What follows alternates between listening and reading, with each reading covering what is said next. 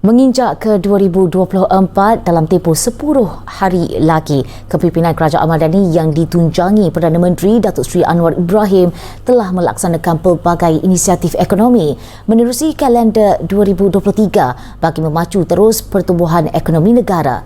Ikuti sorotan pelaksanaan langkah-langkah ekonomi sepanjang tahun 2023. Membuka tirai 2023, Kerajaan menerusi Kementerian Perdagangan Dalam Negeri dan Kos Sara Hidup KPDN melancarkan kempen inisiatif Payung Rahmah mengurangkan beban dan kos sara hidup rakyat. Ia merupakan program kempen jualan murah sepanjang tahun yang dilaksanakan di pasaraya seluruh negara secara berperingkat. Langkah bagi memperkasa pertumbuhan ekonomi di Sabah dan Sarawak, peruntukan RM1 bilion bagi kerja-kerja menaik taraf prasarana dan keupayaan Kompleks Kastam, Imigresen, Kuarantin dan Keselamatan CIQS di sempadan Sabah dan Sarawak. Ia dibuat susulan perbincangan dengan Presiden Indonesia Joko Widodo berhubung perpindahan ibu kota negara itu ke Nusantara Kalimantan yang berkongsi sempadan dengan kedua-dua wilayah Malaysia itu. 24 Februari, Perdana Menteri Datuk Seri Anwar Ibrahim membentangkan Belanjawan 2023 dengan peruntukan RM388.1 bilion.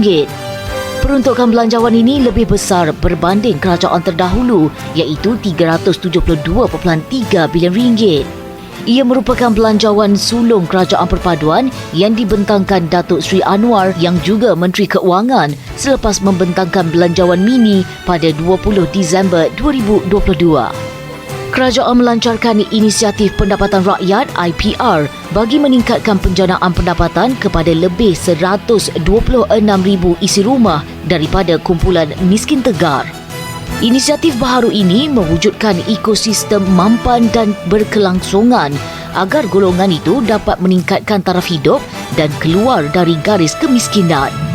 Industri otomotif negara mencatat sejarah pada 20 Julai apabila syarikat kenderaan elektrik terkemuka dunia Tesla mengumumkan pengembangan strategiknya ke pasaran Malaysia melalui Tesla Malaysia Sendirian Berhad.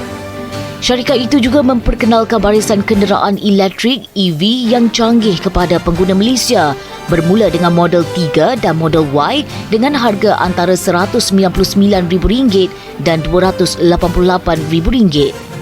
Bagi memperkasa terus pertumbuhan ekonomi negara, Perdana Menteri mengumumkan ekonomi madani dengan tunjang memperkasa rakyat sebagai kerangka ekonomi baharu Malaysia. Ia menstruktur semula ekonomi ke arah menjadikan Malaysia peneraju ekonomi di rantau Asia Tenggara sekaligus memberi limpahan hasil kepada rakyat menikmati kehidupan lebih bermutu. Perdana Menteri mengumumkan Pelan Induk Perindustrian Baharu 2030 NIMP 2030 menyasarkan untuk membentuk sektor perbuatan yang kukuh dan berdaya tahan dengan menawarkan manfaat menyeluruh kepada pelbagai pihak berkepentingan. Kerajaan yakin strategi NIMP 2030 akan memberi hasil bermakna dan impak besar kepada ekonomi negara.